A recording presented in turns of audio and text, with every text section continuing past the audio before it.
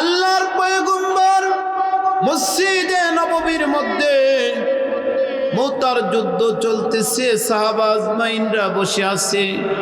আল্লাহ তাআলা ক্যামেরার মাধ্যমে টিভির সামনে, টিভির মতো পর্দার মাধ্যমে আল্লাহ তাআলা তার পয়গম্বরকে দেখাইতেছেন। আল্লাহর পয়গম্বর বলেন, এই যে যুদ্ধ করতেছে আমার ছেলে যায়েদ বিন হারেসা সেনাপতির দায়িত্ব পালন করতেছে। মুতার যুদ্ধে যুদ্ধ চলতেছে, কাফেরদেরকে কুচকাটা করতেছে, তাদেরকে জাহান্নামে পাঠায় দিয়েছে। এরকম বলতে বলতে হঠাৎ পয়গম্বর বললেন, ইন্না লিল্লাহ, আমার কলিজার টুকরা যায়েদ বিন হারেসারে শহীদ করে দিয়েছে। পয়গম্বর চোখের পানি ছেড়ে দিলেন। মুসলমান ভাইরা রে আমার, 2 নম্বর সেনাপতি জাফর বিন তাইয়ার রাদিয়াল্লাহু তাআলা আনহু যুদ্ধ করতেছেন। আল্লাহর রাসূল বলেন, জাফর যুদ্ধ করতেছে, বীর বিক্রমের মতো সামনের দিকে অগ্রসর হতেছে। আল্লাহর রাসূল বলতেছেন, আমাকে দেখায়। সাহাবীরা দেখেন না, আল্লাহর রাসূলকে দেখানো হয়। আল্লাহর রাসূল সাহাবীদের মাঝে বলতেছেন যে আমার জাফর যুদ্ধ করতেছেন। এমতো ভাবে বলতে বললেন, দুশমনেরা পিছন থেকে আক্রমণ করে জাফরের ডান হাতটা কেটে দিল। এরপরে আল্লাহর পয়গম্বর বললেন, জাফরের বাম হাতটা কেটে দিল। শুধু তাই নয়, জাফর রাদিয়াল্লাহু তাআলা আনহু ও মুসলমান দেহটাকে দ্বিখণ্ডিত করে দেওয়ার পরে হযরত জাফর রাদিয়াল্লাহু তাআলা আনহু কালেমার ইসলামের পতাকা মুখের মধ্যে নিয়ে কামড় দিয়ে ধরে আসছি। দেহের মধ্যে রূহ নাই, জিন্দা নাই। আব্দুল্লাহ ইবনে রওহা 3 নম্বর সেনাপতি এসে জিহাদের সেনাপতির সেই পতাকাটা টানতেছেন, কিন্তু সারে না। এক পর্যায়ে হযরতে আব্দুল্লাহ ইবনে রওহা রাদিয়াল্লাহু তাআলা আনহু জাফরের কানের সাথে মুক্তা লাগায় ডাক দেয়া বলে, ভাই রে, দুনিয়ার কেউ কালেমার পতাকা টানে না, আমি 3 নম্বর সেনাপতি আব্দুল্লাহ বিন রওহা টানতেছি। মুসলমান ভাইরা রে আমার, হযরত জাফর রাদিয়াল্লাহু তাআলা আনহু যখন শহীদ হইলেন, পয়গম্বর বিশ্ব নবী চোখের পানি ছেড়ে কান্না করতেছেন। এই চোখের পানি আর সহ্য হলো না। স্বয়ং আসমান জমিনের মালিক, কুল কায়নাতের মালিক আমার আল্লাহ জিবরিল আলাইহিস সালাতু ওয়াস সালামকে পাঠায় দিলেন, যা জিবরিল যা, হযরতে জাফরের 2টা বাচ্চা আবু সন্তানের জন্য বুঝি আমার পয়গম্বর চোখের পানি ছেড়ে কান্দে, যা জিবরিল যা, আমার পয়গম্বরকে তুই সালাম দে, আমার পয়গম্বরকে সালাম দিয়া বল, জাফরের 2টা আবু বাচ্চার দায়িত্ব আমি আল্লাহ নিজে নিয়ে নিলাম। মুসলমান ভাইরা রে আমার, হাসরের মাঠ কায়েম হওয়ার পরে সকল মানুষের জন্য নির্ধারিত জান্নাত থাকবে। কেউ কারো জান্নাতে যাইতে পারবে না, যার যার নির্ধারিত জান্নাতে সে বসবাস করবে। কিন্তু হযরতে জাফর রাদিয়াল্লাহু তাআলা আনহু জান্নাত নির্ধারিত থাকবে না। তার 2টা হাতের বিনিময়ে আল্লাহ পাখির মতো 2টা ডানা দান করবেন। আল্লাহর হাবিবকে জিবরিল আলাইহিস সালাতু ওয়াস সালামের মাধ্যমে জানাই দিলেন, জাফর যার জান্নাতে মন চায়, যখন মন চায় সে সেই জান্নাতে উড়াল দিয়ে ভ্রমণ করবে। আলহামদুলিল্লাহ, ঐতিহ্যবাহী পুন্ডরা শেওড়াতলা বাইতুল জান্নাত জামে মসজিদের 21তম বার্ষিক ওয়াজ মাহফিলের সদরে আঞ্জুমান 14 ভজন মোহাব্বতের কাছের যোগ্য একজন সভাপতিকে পেয়েছি, এজন্য শুকরিয়া আদায় করছি, বলছি আলহামদুলিল্লাহ। আজকের জলসার প্রধান মেহমান, দ্বিতীয় মেহমান, প্রধান অতিথি, বিশেষ অতিথিবৃন্দ সহ আমার সামনে দিন দরদি প্রিয় কোরআন হাদিসের মুহিব্বিন জাকিরিন শাকিরিন, পিতৃতুল্য সমবয়স্ক যুবক বন্ধুরা, পর্দার অন্তরালে অবস্থানরত মা বোনেরা, সর্বপ্রথম কালিমাতুশ শুকুর মালিকের দরবারে যে আল্লাহ সুবহানাহু ওয়া তাআলা অত্যন্ত দয়া করে মায়া করে হায়াতকে দীর্ঘায়িত করে সুস্থ রেখে আল্লাহ পাক এই জান্নাতের বাগানে আসবার এবং বসবার তৌফিক দান করলেন। সেই মালিকের দরবারে দিল থেকে জবান খুলে কালিমাতুশ শুকুর আদায় করছি। সকলে পড়ি আলহামদুলিল্লাহ। লক্ষ কোটি দরুদ সালাম সরকারে দো আলম তাজদারে মদিনা নবী মুহাম্মদুর রাসূলুল্লাহ, সকলেই জবান খুলে পড়ি সাল্লাল্লাহু আলাইহি ওয়াসাল্লাম। সম্মানিত সুধী, আজকে আল্লাহ তাআলা আমাকে আপনাকে সুস্থ রেখেছেন বিধায় এই পুন্ডরা বাইতুল জান্নাত জামে মসজিদের মাহফিলে আসতে পেরেছি। আজকে আল্লাহ আপনাকে শক্তি দিয়েছেন, মসজিদে গিয়ে নামাজ পড়তে পারতেছেন, শক্তি আছে কোরআনুল কারীম তেলাওয়াত করতে পারতেছেন। যদি এর ধারাবাহিকতা বজায় রাখতে পারেন তাহলে যে সময় আল্লাহ শক্তি নিয়ে যাবে সে সময়ও কোরআন তেলাওয়াতের সওয়াব আল্লাহ আপনার আমলনামায় দান করবেন।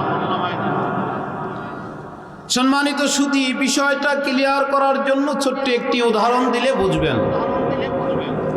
আমাদের দেশে সরকারি ডিপার্টমেন্টে, সরকারি গভর্নমেন্টে, অফিসগুলোতে, শিক্ষা প্রতিষ্ঠানগুলোতে যৌবন বয়সে চাকরি নেওয়ার পরে বৃদ্ধ হয়ে গেলে এই মানুষগুলো যখন আর অফিস করতে পারে না, অচল হয়ে যায়, তখন সরকার যতদিন বেঁচে থাকে এদেরকে পেনশন দেয়। ঠিক আপনি আর আমি যখন বৃদ্ধ হয়ে যাব, কোরআন তেলাওয়াত করতে পারবো না, রমজান মাস আসলে রোজা রাখতে পারবো না মাজুরাতের কারণে, আল্লাহ তাআলা ওই সময় যৌবন বয়স ইবাদত করেছি, এই ইবাদতের খাতিরে আল্লাহ ওই সময় আমার আমলনামায় কোরআন তেলাওয়াতের সওয়াব, রোজা রাখার সওয়াব, এই যে আজকে মাহফিলে আসছি, বয়সের কারণে যখন আমি মাহফিলে যেতে পারবো না, ওই সময় আল্লাহ এলাকায় মাহফিল হইলে ওই মাহফিল শোনার সওয়াব আল্লাহ আমার আমলনামায় দান করবে। একটু আস্তে বলেন, কারণ আমরা যদি এখানে বলতাম যতগুলো মানুষ আসবে বেশি না, 100 করে টাকা দিব, এই এলাকার যুবকরা তো আসতো, এই মহিলারাও বোরকা ছাড়া আসতো, এই এলাকার যুবকরা আসতো, শুধু আপনাদের এলাকায় না, এটা সারা বাংলাদেশে সব জায়গায়।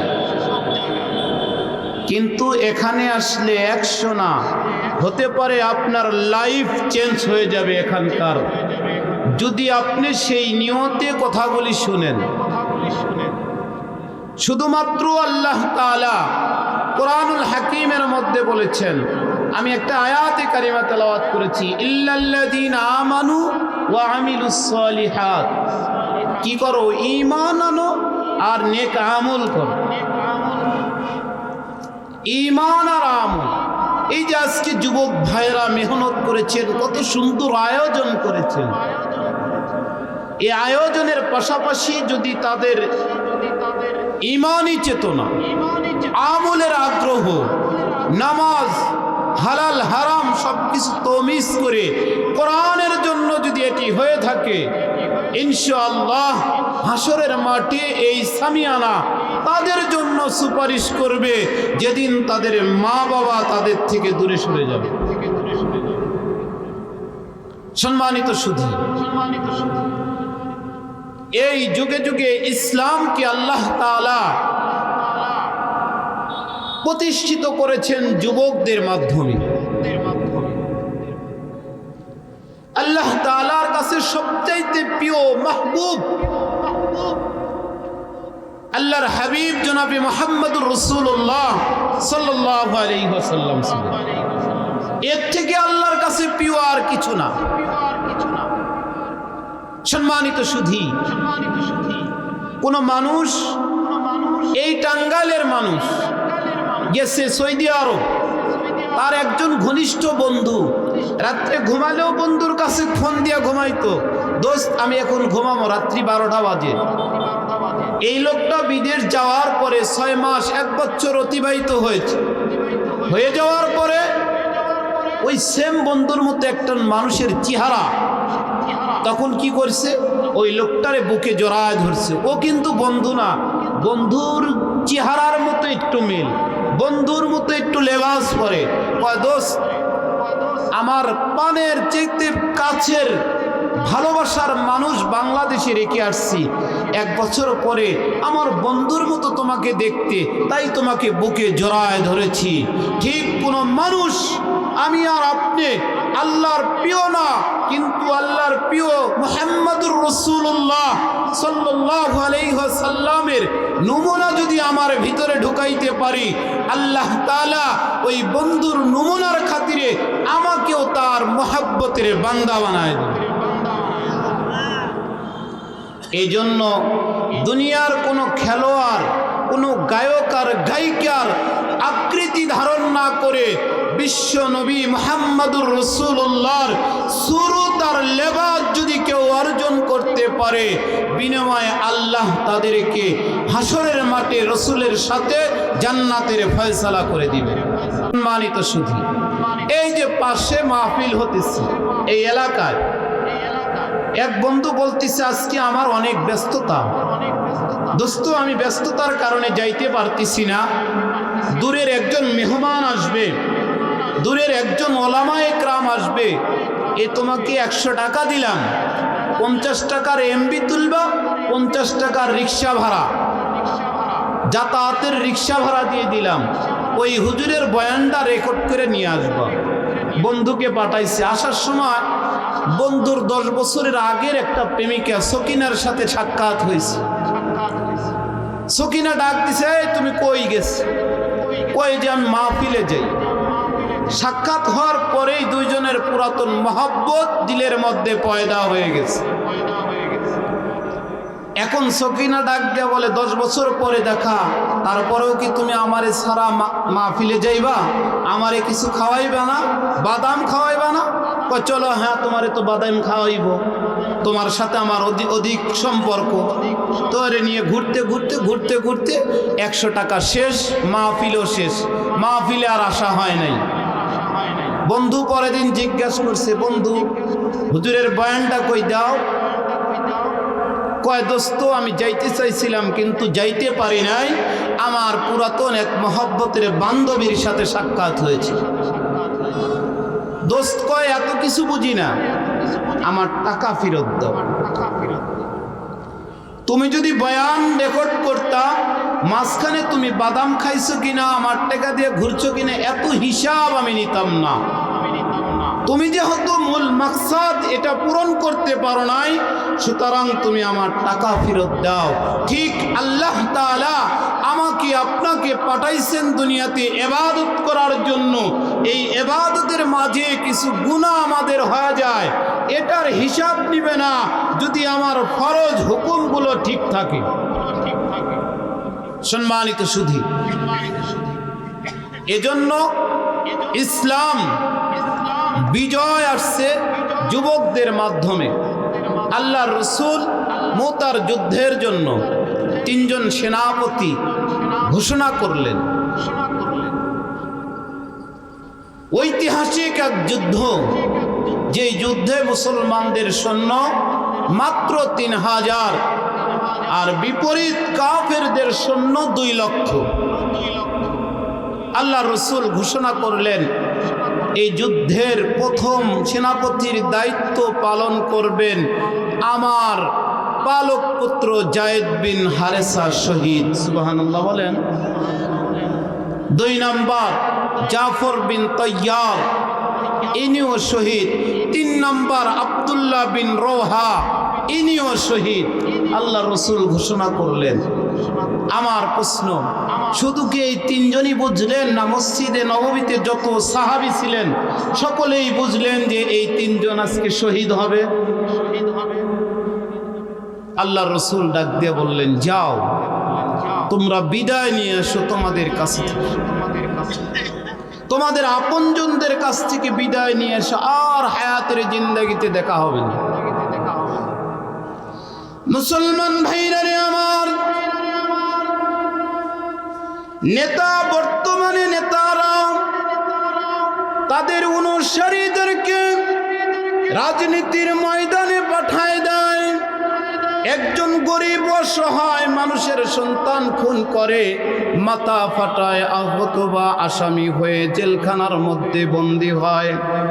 কিন্তু আমার রাসূল জনাবে মুহাম্মদুর রাসূলুল্লাহ সাল্লাল্লাহু আলাইহি ওয়াসাল্লাম এক নম্বর সেনাপতির দায়িত্ব পালন করার জন্য যার নাম বললেন, তিনি দুনিয়ার কেউ না, উনি হলেন পয়গম্বরের নয়নের মণি হযরতে যায়েদ বিন হারেসা। যায়েদ বিন হারেসা রাদিয়াল্লাহু তাআলা আনহু আল্লাহর পয়গম্বরের সামনে বসা। আল্লাহর পয়গম্বর বললেন, যায়েদ যাও তুমি বিদায় নিয়ে আসো। চোখের পানি ছেড়ে ডাক দেয়া বলেন, ইয়া রাসূলুল্লাহ, আমার বাড়ি তো মদিনায় নয়, মক্কায় নয়, আমি তো ইয়ামিনের মানুষ। মায়ের সাথে নানার বাড়িতে যাওয়ার সময় ডাকাতের দলেরা আমাকে ডাকাতি করে মায়ের কাছ থেকে ছিনতাই করে নিয়েছে, মক্কার উজাস নামক বাজারে বিক্রি করে দিয়েছে। আম্মা জান খাদিজাতুল কুবরা রাদিয়াল্লাহু তাআলা আনহা আপনার কাছে আমাকে বাজার থেকে ক্রয় করে আপনাকে হাদিয়া দিয়েছে। ও আল্লাহর পয়গম্বর, আমি যখন ডাকাতের দলের কাছে বন্দী ছিলাম, তখন আমার মনে হয়েছে মানুষ হায়ানাতের চাইতেও বড় খারাপ, মানুষের এত জঘন্য ব্যবহার। কিন্তু ও পয়গম্বর, যেদিন থেকে আপনার কাছে এসেছি ওই দিন থেকে আমার চিন্তা আর চেতনা পরিবর্তন হয়ে গেছে। আল্লাহর পয়গম্বর দীর্ঘ 10 বছর পরে ইয়ামিনের মানুষগুলো মদিনাতে আসার পরে দেখলেন এইটাই তো যায়েদ বিন হারেসা, যার মা রাস্তায় যায়েদ যায়েদ বলে পাগলের মতো ঘুরে। যায়েদের বাবা দেশ দেশান্তরে পাগলের মতো সন্তানটাকে খোঁজে। দীর্ঘ 10 বছর পরে ইয়ামিনের মানুষগুলি যখন যায়েদের দেখা পাইলেন, যায়েদকে দেখার পরে ইয়ামিন যায় তার মা আর বাবাকে বললেন, এই যায়েদের মা, এই যায়েদের বাবা, শোনো শোনো শোনো, তোমাদের যায়েদ যায়েদ বলে আর ঘুরতে হবে না, তোমাদের সন্তানের দেখা আমরা মক্কাতুল মুকাররমায় পেয়েছি। মুসলমান ভাইরা আমার, যায়েদ বিন হারেসার বাবা অনেকগুলি টাকা অর্থ সম্পদ লইয়া আল্লাহর রাসূলের দরবারে হাজির। আল্লাহর পয়গম্বরকে ডাক দেয়া বলেন, ইয়া রাসূলুল্লাহ, ইয়া হাবিবাল্লাহ, আমি আসছি এক অভাগা পিতা। আজ থেকে 10 বছর পূর্বে আমার সন্তান যায়েদকে হারায়া ফেলাইছি। আল্লাহর পয়গম্বর, আপনি আমাকে যায়েদকে ফিরায় দেন। আমি অনেক টাকা নিয়ে আসছি, অর্থ সম্পদ, স্বর্ণ অলংকার। ও পয়গম্বর, আপনি যা খুশি নেন, বিনিময়ে আমার সন্তানকে দিয়ে দেন। আল্লাহর পয়গম্বর বললেন, আপনার সন্তানকে আমি ফিরে দিব, আমাকে কোনো টাকা পয়সা বিনিময় কিচ্ছু দিতে হবে না। শর্ত হলো সন্তান আপনাকে চিনতে হবে। আপনার সন্তান যদি আপনাকে চিনে, আমি আপনাকে দিয়ে দিব। সুবহানাল্লাহ। মুসলমান ভাইরা রে আমার, উম্মাহাতুল মুমিনিন আয়েশা সিদ্দিকা রাদিয়াল্লাহু তাআলা আনহা বয়ান করেন, আল্লাহর রাসূল যায়েদ রাদিয়াল্লাহু তাআলা আনহুকে কি পরিমাণে মহব্বত করতেন। আম্মাজান বলেন আমাদের সাথে পয়গম্বর কথা বলতেছেন, এমত সময় যদি জায়েদের আওয়াজ শুনতেন আল্লাহর পয়গম্বর সাথে সাথে রুম থেকে বের হয়ে যেতেন। কার সাথে কথা বলছেন, কোন বিবি তার সামনে বসা, এতটুকু খেয়াল পয়গম্বর করেন না। মুসলমান ভাইরা আমার, দিল দিয়ে বোঝার জন্য চেষ্টা করবেন। আল্লাহর পয়গম্বর যখন বললেন যায় পাশের রুম থেকে সঙ্গে সঙ্গে এসে আল্লাহ রসুলের কাছে বসে গেলেন। ও মুসলমান, বাবা সন্তানকে চিনেছে, সন্তান বাবাকেও চিনেছে, এইটা আমার বাবা। আল্লাহ রসুল বললেন জায়েদ তুমি চাইলে তোমার বাবার কাছে যাইতে পারবা, তুমি চাইলে আমি রসুলের কাছেও থাকতে পারবা। সকলের ধারণা ছিল 10 বছর পরে হারানো মা বাবার সন্ধান পাইছে, জায়েদ হয়তো চলে যাবে। মুসলমান মানুষের সন্তান মারা গেলে যতটুকু কষ্ট না লাগে তার চাইতে 1000 গুণ বেশি কষ্ট হয় যদি কোনো মানুষের সন্তান হারিয়ে যায়। এই হারানো সন্তানের কথা বারবার মনে পড়ে, না জানি আমার সন্তান এখন কি খাইলো, কোথায় কোন অবস্থায় আছে, এখন কি করতেছে, এই চিন্তাগুলো বারবার মা আর বাবাকে টেনশনে ফেলে দেয়। হযরত জায়েদ রাদিয়াল্লাহু তাআলা আনহু একবার বাবার চেহারার দিকে তাকায় আর একবার পয়গম্বরের চেহারার দিকে তাকায়, মাথাটা নিচের মুখে দিয়ে চোখের পানি ছেড়ে ডাক দিয়া বলে বাবা এখন যেই ঘরে আছি দুনিয়ার সাধারণ কোনো মানুষের ঘর নয়, বাবা তুমি আমার বাবা হইতে পারো, কিন্তু এই ঘরের সাথে আসমান আর জমিনের মালিক আমার আল্লাহর সুসম্পর্ক। বাবা এই ঘর সাধারণ কোনো ঘর নয়, এই ঘরের মধ্যে জিবরিল আমিনের আগমন হয়, এই ঘরের মধ্যে কোরআনুল কারীমের আয়াত নাজিল হয়। বাবা তুমি বাবা হইতে পারো, কিন্তু আমি তোমার সাথে যাইতে পারবো না। আল্লাহ রসুলকে যখন হযরত জায়েদ বিন হারেছা বললেন ইয়া রাসূলুল্লাহ আমি আপনার গোলাম হয়ে সারা জীবন কাটায় দিতে চাই, আল্লাহ রসুল আর দেরি করলেন না, মুহূর্তের মধ্যে বের হয়ে পয়গম্বর সাফা পাহাড়ের উপর দাঁড়ায়া মক্কাবাসীকে ডাক দিয়ে বললেন আজ থেকে জায়েদ আর গোলাম না, জায়েদ আজ থেকে আমার পালক পুত্র। সেই জায়েদ রাদিয়াল্লাহু তাআলা আনহু ডাক দিয়া বলেন ইয়া রাসূলুল্লাহ ও পয়গম্বর আজকে তো আমি নিশ্চিত 100% শহীদ হয়ে যাব। আল্লাহর পয়গম্বর আমি কার কাছ থেকে বিদায় দিব, আমার তো আপন কেউ নাই, পয়গম্বর আপনি আমাকে বিদায় দিয়ে দাও।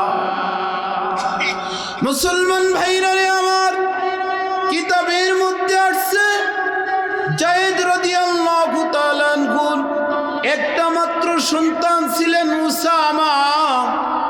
10 বছর বয়সের সন্তান উসামাকে ডাক দেয়া বললেন বাবা যদি কোনোদিন বাবার কথা ইয়াদ হয় এই মুতার যুদ্ধের এই রাস্তায় তোমার বাবার কবরটা খুঁজে নিও। 2 নম্বর হযরত জাফর বিন আবু তালিব জাফর তাইয়ার রাদিয়াল্লাহু তাআলা আনহু সন্তানের কাছে বিদায় নিতে গেলেন, তার স্ত্রীর কাছে বিদায় নিতে যা দেখলেন তার 2টা সন্তান, একটা সন্তানের বয়স 6 বছর আর একটা সন্তানের বয়স 4 বছর। তার বিবি কোরআনুল কারীম তেলাওয়াত করতেছেন। মুসলমান, যেই ঘরের মা কোরআনুল কারীম তেলাওয়াত করে ওই ঘরের সন্তানগুলি হাফেজে কোরআন হয়। যেই মা সন্তান গর্ভে বিলিয়ে পর্দা নিশিন পর্দার হালতে থাকে, ওই মায়ের সন্তান মেধাবী হয়। আর যেই মা সন্তান গর্ভে লইয়া তার বেহায়া বেপর্দায় চলাফেরা করে, ওই ঘরের সন্তান গুণী বেহায়া হয়। খেয়াল করে দেখবেন, আপনার ছোট্ট বাচ্চা, আপনি যদি নামাজ পড়েন আপনার বাচ্চাও নামাজ পড়ে, আপনি মনোজাত করলে আপনার সন্তানগুলিও মনোজাত করে, ঠিক কিনা? হযরত জাফর উনি বিদায় নিতে চলে গেছেন, স্ত্রীর কাছে বিদায় চায়। স্ত্রীকে বলে, পানির স্ত্রী, 2 মিনিটের জন্য কোরআনুল কারীমের তেলাওয়াত বন্ধ করো, তোমার স্বামীর বিদায় দাও। তোমার স্বামী মুতার যুদ্ধে জিহাদ করতে যাবে।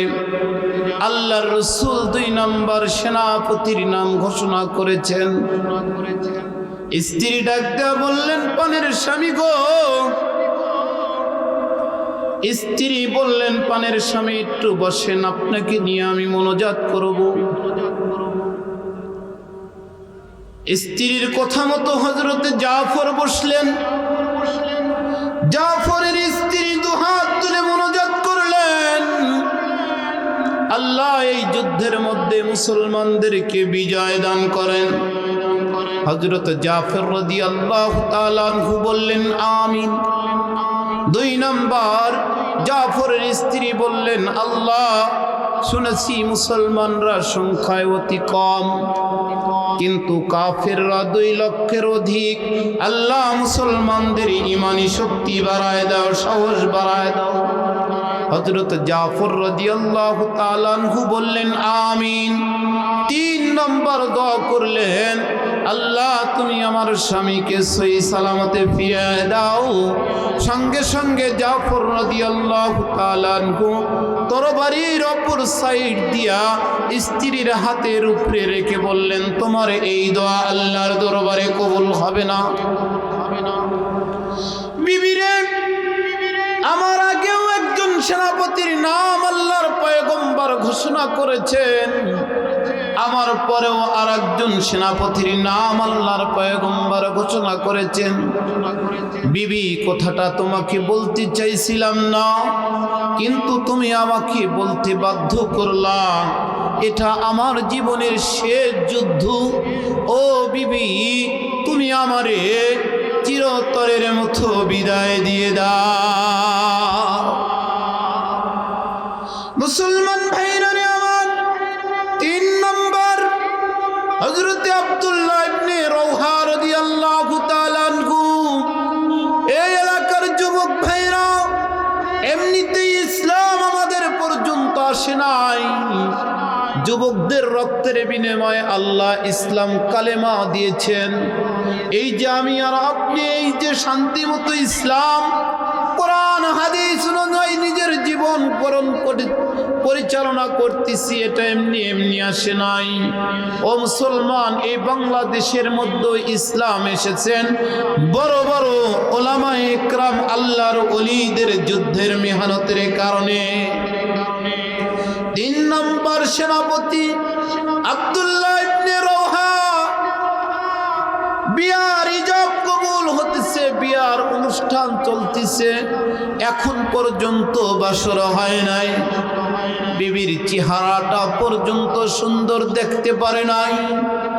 মসজিদে নববী থেকে আল্লাহর রাসূল ঘোষণা করেছেন, হযরত আব্দুল্লাহ ইবনে রাওহা চলে গেলেন বাসার মধ্যে, যা ডাক দেয়া বললেন, বিবি তুমি বের হও।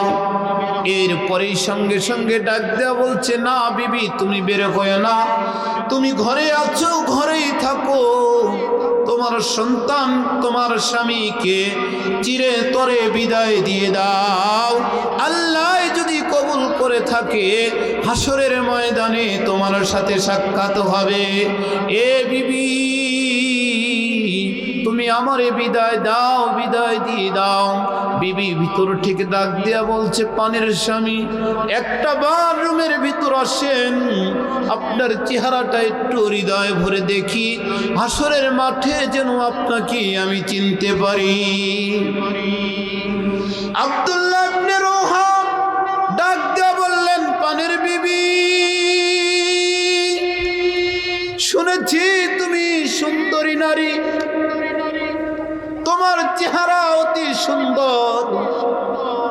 বিবিরে, তোমার চেহারা দেখিয়ে যদি আমি জিহাদের ময়দানে যাই, যুদ্ধ চলতেছে এমত মুহূর্তে যদি তোমার চেহারা আমার চোখের সামনে ভাসে, আমি তোমার চেহারা স্মরণ করার সঙ্গে সঙ্গে ইসলামের তখন বড় ক্ষতি হতে পারে।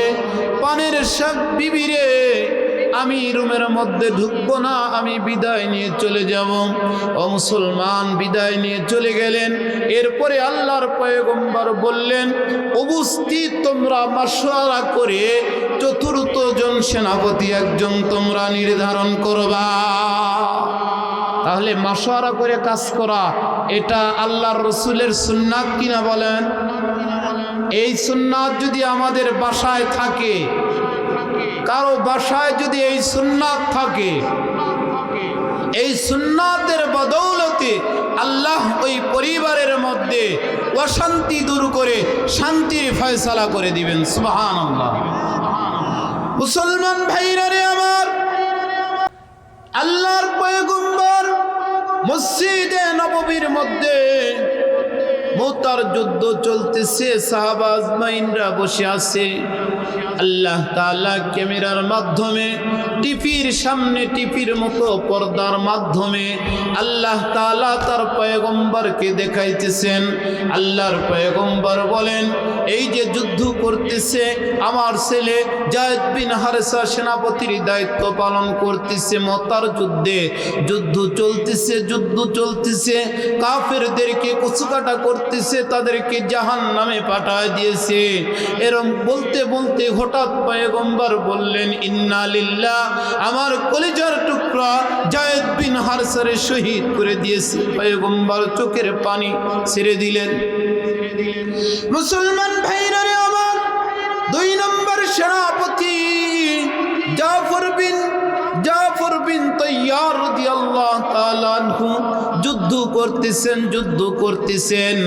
আল্লাহর রাসূল বলেন, জাফর যুদ্ধ করতেছে, বীর বিক্রমের মতো সামনের দিকে অগ্রসর হতেছে। আল্লাহর রাসূল বলতেছেন, আমাকে দেখায়। সাহাবীরা দেখেন না, আল্লাহর রাসূলকে দেখানো হয়। আল্লাহর রাসূল সাহাবীদের মাঝে বলতেছেন যে আমার জাফর যুদ্ধ করতেছেন। এমত ভাবে বলতে বলতে বললেন, দুশমনেরা পিছন থেকে আক্রমণ করে জাফরের ডান হাতটা কেটে দিল। এরপরে আল্লাহর পয়গম্বর বললেন, জাফরের বাম হাতটা কেটে দিল। শুধু তাই নয়, জাফর রাদিয়াল্লাহু তাআলা আনহু, ও মুসলমান, দেহটাকে দ্বিখণ্ডিত করে দেওয়ার পরে হযরত জাফর রাদিয়াল্লাহু তাআলা আনহু কালেমার ইসলামের পতাকা মুখের মধ্যে নিয়ে কামড় দিয়ে ধরে আসছি। দেহের মধ্যে রূহ নাই, জিন্দা নাই। আব্দুল্লাহ ইবনে রওহা 3 নম্বর সেনাপতি এসে জিহাদের সেনাপতির সেই পতাকাটা টানতেছেন, কিন্তু সারে না। এক পর্যায়ে হযরতে আব্দুল্লাহ ইবনে রওহা রাদিয়াল্লাহু তাআলা আনহু জাফরের কানের সাথে মুখটা লাগায় ডাক দেয়া বলে, ভাই রে, দুনিয়ার কেউ কালেমার পতাকা টানে না, আমি 3 নম্বর সেনাপতি আব্দুল্লাহ বিন রওহা টানতেছি। হযরত জাফর রাদিয়াল্লাহু তাআলা আনহুকে দ্বিখণ্ডিত করে ফেলেছে, তারপরেও কালেমার পতাকা তিনি ছেড়ে দেন নাই, কামড় দিয়ে ধরে রাখছে। ইসলাম এমনিতেই বিজয় আসে নাই, মুসলমানের রক্তের বিনিময়। আপনি দ্বীনের জন্য যত মেহনত করবেন, যত পরিশ্রম করবেন, বিনিময়ে আল্লাহ দুনিয়া এবং আখিরাতে উভয় জগতে তত তারাক্কি দান করবেন। আপনি দ্বীনের জন্য যদি মেহনত না করেন, কিঞ্চিত পরিমাণ চেষ্টাও না করেন, তো আল্লাহ আপনাকে তারাক্কি দান করবে না। এমনটি না যে আমি তোমাকে সাহায্য করব, তুমি তারপরে আমার দ্বীনের জন্য সহযোগিতা করবা, এমন না। আগে আপনি দ্বীনের জন্য মিটা যেতে হবে, দ্বীনের জন্য, দ্বীনকে জিন্দা করার জন্য, বলন্দ করার জন্য আপনি যদি সব কিছু বিলীন করে দিতে পারেন, বিনিময়ে আল্লাহ আপনাকে চির শান্তির ঠিকানা জান্নাতুল ফেরদাউস দান করবেন। মুসলমান ভাইরা আমার, হযরত জাফর রাদিয়াল্লাহু তাআলা আনহু যখন শহীদ হইলেন, পয়গম্বর বিশ্বের বিশ্ব নবী চোখের পানি ছেড়ে কান্না করতেছেন। এই চোখের পানি আর সহ্য হলো না। স্বয়ং আসমান জমিনের মালিক, কুল কায়নাতের মালিক আমার আল্লাহ জিবরিল আলাইহিস সালাতু ওয়াস সালামকে পাঠায় দিলেন, যা জিবরিল যা, হযরতে জাফরের দুইটা বাচ্চা আবু সন্তানের জন্য বুঝি আমার পয়গম্বর চোখের পানি ছেড়ে কান্দে, যা যা জিবরিল যা, আমার পয়গম্বরকে তুই সালাম দে, আমার পয়গম্বরকে সালাম দিয়া বল জাফরের দুইটা আবুজ বাচ্চার দায়িত্ব আমি আল্লাহ নিজে নিয়ে নিলাম। মুসলমান ভাইরা আমার, হাসরের মাঠ কায়েম হওয়ার পরে সকল মানুষের জন্য নির্ধারিত জান্নাত থাকবে। কেউ কারো জান্নাতে যাইতে পারবে না, যার যার নির্ধারিত জান্নাতে সে বসবাস করবে। কিন্তু হযরতে জাফর রাদিয়াল্লাহু তাআলা আনহুর জান্নাত নির্ধারিত থাকবে না। তার দুইটা হাতের বিনিময়ে আল্লাহ পাখির মতো দুইটা ডানা দান করবেন। আল্লাহর হাবিবকে জিবরিল আলাইহিস সালাতু ওয়াস সালামের মাধ্যমে জানাই দিলেন, জাফর যার জান্নাতে মন চায়, যখন মন চায় সে সেই জান্নাতে উড়াল দিয়ে ভ্রমণ করবে। কিসের বিনিময়? দ্বীনের জন্য, দ্বীন জিন্দা করার জন্য দুইটা হাত আল্লাহর জন্য দান করে দিয়েছে। এজন্য আমরা সকলেই চেষ্টা করব দ্বীন জিন্দা করার জন্য। এই যে এখানে আসছি, এটাও একটা কুরবানি, এটা বড় কুরবানি, নফসের সাথে কুরবানি, এটা বড় কুরবানি। আপনি অনেক কাজ সামনে আসবে, যখন আপনি নেকের কাজ করবেন তখন অনেক হাজত আপনার সামনে আসবে, অনেক জরুরত আপনার সামনে আসবে। এই জরুরত, এই হাজতকে উপেক্ষা করে দ্বীনের কাজ করতে পারলেই আল্লাহ আপনাকে জান্নাতের মেহমান বানায় দিবেন। আল্লাহ আমাদের সকলকে কবুল করে, সকলে বলে আমিন।